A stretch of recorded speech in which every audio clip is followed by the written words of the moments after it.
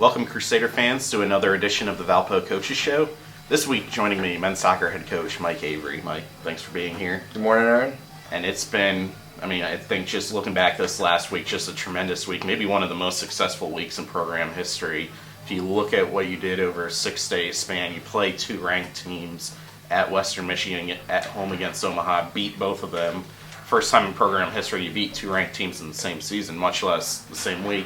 And then in between there, you've got a big league game that you go and win as well.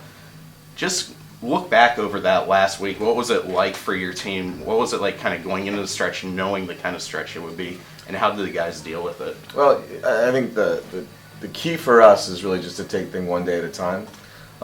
We try as hard as we can to focus only on what's in front of us. I promised the guys at the start of the year, I'm not going to put it on your schedule if it's not important.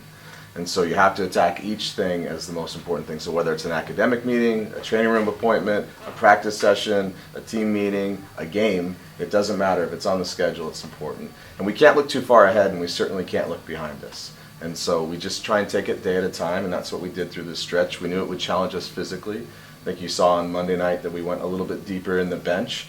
We have a really strong bench. There's a lot of guys who are anxious to play, who deserve to play, and we haven't had an opportunity yet. There's some guys that haven't even played yet that we really think are going to be great players for us. And so we rely somewhat on our depth a little bit to get a result, but at the end of the day, it is what it is in college soccer. It's a compact, small, short, fast season, and you can't waste time. You just got to get on with the next thing, and hopefully you come out of it okay, as we did last week.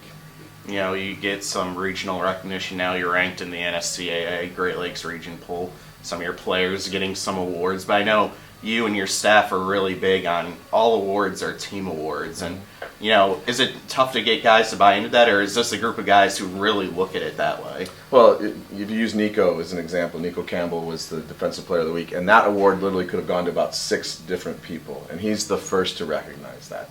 And it's great. We call it noise, right? You beat a team that you maybe nobody thought you were going to beat, or is an upset. You get ranked. You have a streak. You have all these stats. Whatever it is that's going on, it's just noise. And as the noise gets louder, our focus has to get tighter on what we're doing. We win awards as a team. We win games as a team. We don't care who scores. We don't care who defends. We just try and keep going as a group. And I think the guys are the first to recognize that. Just watching your team this year, the last couple games here at home, it seems like it's a different type of team than you've had in the past. Obviously, there's still that emphasis on the defending and 4 straight shutouts. Obviously, you're doing a good job there. But it seems like there's a lot of pieces in the midfield and up front who can do some things with the ball, have some vision on the field that maybe wasn't there in the past. Is it a different type of team than you've had before? And if so, has it been an adjustment for you guys to coach this kind of team? They are a talented group going forward, and we returned a lot of really strong defensive players and our goalkeeper as well. We've spent a lot of time early in the season on defending. It's funny because people will say, "Oh, you're so hard to break down," or "You're so organized." That's what our opponents will tell us after a game, and we're watching and think, "Man, we feel like we're wide open right now. It's not as tight as we've typically been." And so our emphasis has been on that. Now, at the same time, we are creating a ton of chances. We haven't scored as much as I think that we could have, given the chances that we've created, and that part's coming. So now as we move into the middle part of the season, this morning, for example, in training, the emphasis is on the attacking organization, and can we get some goals out of the possession and the chances that we're creating. But it's a process that we're going through. I said 2 weeks ago, or whenever I did the last show, that this is a team that's growing. It's a lot of new pieces. We're getting better, and I do feel like we're showing that on the field, that it's starting to click, it's starting to come, but there's still a lot to do, and we've still got a lot of potential that we haven't reached yet. If we can just, again, keep focused. I know it sounds like coach speak, but the reality in that is that it's true. We have to just take it one day at a time, keep growing, hope for a little bit of luck somewhere along the way with some bounces, keeping guys healthy. So far, so good in that regard. But it's a fun group. I think they're exciting. I enjoy watching them. I know that. You talk about your one game at a time. Obviously, you go into Horizon League play, it becomes that much more important. You've got to get your 3 points at home every time is the goal, obviously. You did that last week.